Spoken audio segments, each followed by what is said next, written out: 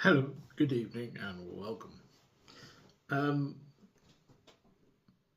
I discovered a TV program, not discovered, rediscovered, The Great Egg Race. I don't know if you've seen that. It's pretty cool. And they all seem to be wearing glasses, so I thought I'd wear glasses this evening. Not true. No, I need to wear glasses now for doing technical, deep stuff. So, what am I doing tonight? Well, do you remember those lamps from the famous TV series? The internals. We looked at these last time with the Arduino circuit board in there. And its little dimmer thing and the variable transistor. Or varistor, sorry. Low battery pack. Anyway, so I looked at this and I thought the best part, as one famous rocket scientist said, the best part is no part. So this is too complicated for what I need for the show, and also these lamps are going to be outside, and that makes it very vulnerable to weather. So I thought I need to simplify this. The great thing is, from the wonderful AliExpress, a lot of these little babies turned up, and these are 3-volt battery packs with an internal timer inside it. I think you see that. So my intention is to get one of these, get a bit of wire, solder it into this, get rid of all this, borrow the LED element because I don't need to make this dim and I don't need to make it flicker. These lamps are going to be there at the show to aid people in the trackways at night time, so we don't really need to have fancy effects. What we need is illumination. So that is going to be the challenge of taking this apart with some soldering and stuff. No, this isn't a challenge. Filming it's going to be the challenge. Let's see. Okay, so first things first, we've got to get into here, and there's 2 little terminals there. I'm going to solder that, so I've got to get it through that hole and solder into these little terminals in here, and then put a little bit of glue in the top of there, a bit of glue gun to make that waterproof, because that is a sealed waterproof box, and this is not waterproof, and this doesn't enjoy water, nor does that, but that really hates it, and as soon as that gets wet it's time's out. So that's what we've got so far, and that's it doing its flickery stuff, which we don't need. We just need that. So that's without using all of this, because also this will also take loads of battery power. We don't need any of this, so let's get rid of all of that and let's just put on a 6-hour timer, which is what we want. So 6 hours on 18 hours, so we can put it on at the show at sort of 9 o'clock at night, 8 o'clock at 9 o'clock at night, and switch off, 4 in the morning, 5 in the morning, whatever. All right, I'm going to show you in steps because it's going to be really boring me trying to just film this and show it at the same time. So I'll see you on the other side. Actually, I'm going to try and show you this, see if I can do it.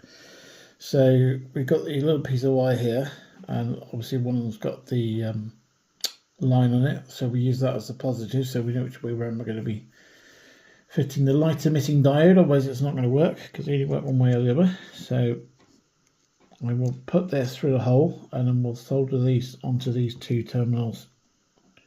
That one there and that one there. Okay, I wish I could show you how quick I did that, because that was really impressive. There we go. Maybe you can see that. So here's our 2 things here, all soldered in place and ready. So that will be the battery pack ready. Let's now go and take this apart.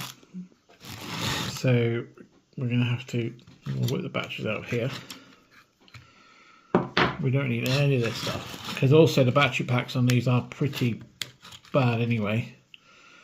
You see they're very, very old. Well, not old, they're just really worn out. So let's have a look. We've got, where are these going? So the negative, it's switched. That's going down to the transistor down here.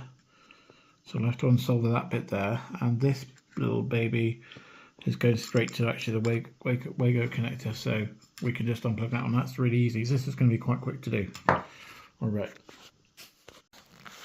Okay. So here's our LED filament disconnected from this. In a moment, I'm going to strip all the stuff down from this because we don't need all of this. We do need the plate and we need the mount for the LED filament. But at the moment, let's have a little test. And we'll plug this up to this and just have a look and see if this actually works, which would be very useful. All right. Okay. So that's quickly the LED filament connected up with Wago connectors. So we'll check now and see if this works. I'll put one back in. Doing this with two hands is very fun. And there's the second one. On she goes. Okay. Oh, that's interesting. Why does that turn on its own? So the first one is on with the 6-hour timer. In fact, you can see the little 5.5 timer buried in there. And then the second one is on permanent, and the third one is off. Okay. So one timer, and then you can leave that on, and then in 6 hours it will switch off for 18 hours and switch on again after 18 hours, which is brilliant. So that basically that will go inside one of those lamps, and you literally set it at 5 o'clock at night and it will be on till whatever time that is.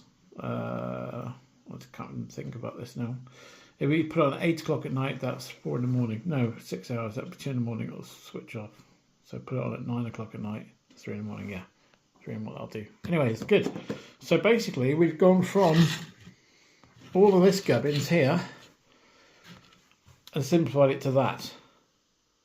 Does the same job. You just don't get the flicker and we don't get the dimmer. Neither of which do we need. And also that is very vulnerable to weather. And that is much less vulnerable to weather.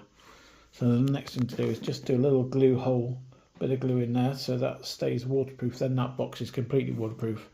This isn't yet, but I think it might be pretty good weatherproofing, to be honest, once that's sealed on there properly. And then these are properly fitted.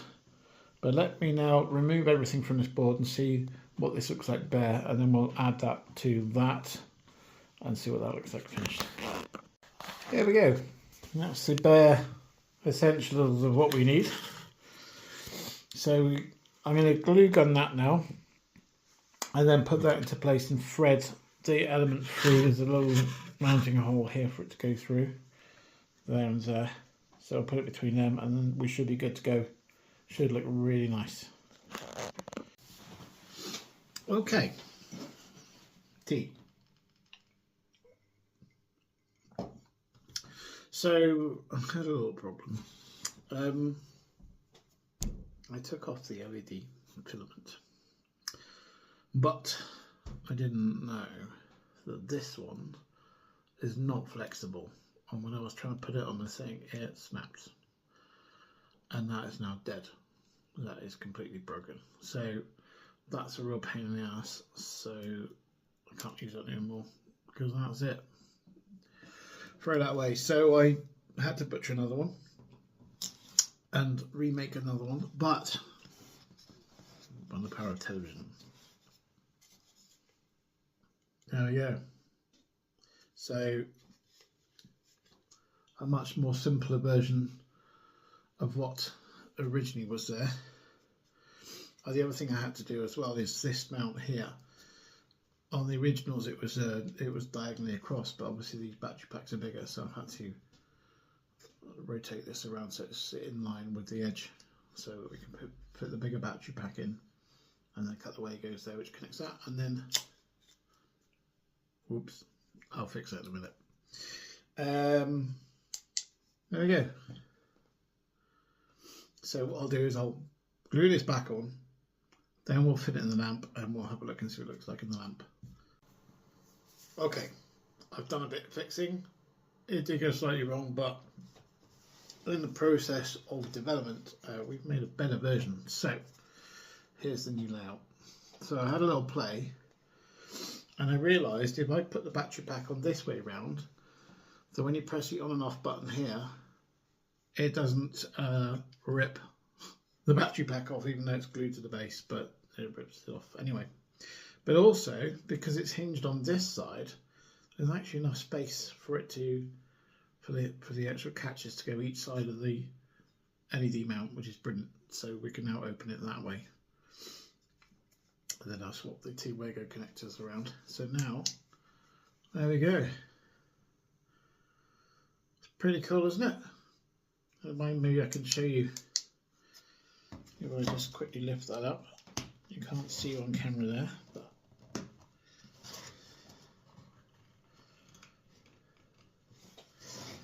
there you go. That's it with its hood up. So you can easily get to the batteries and things like that. Obviously, this will be outside the lamp when it's done. But that's a pretty waterproof and contained system.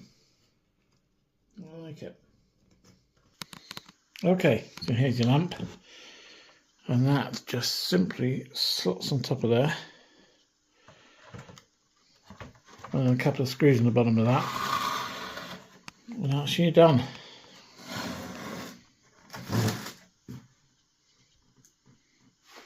Let's turn the lights up and have a look. I'd say that's pretty effective.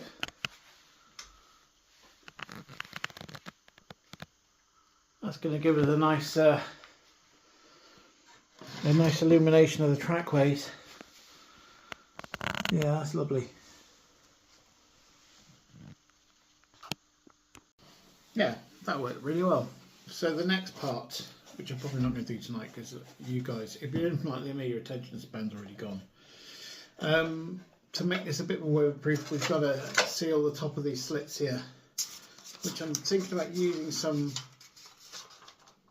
lighting gel and gluing them in there so that if the rain, it'll just trickle off.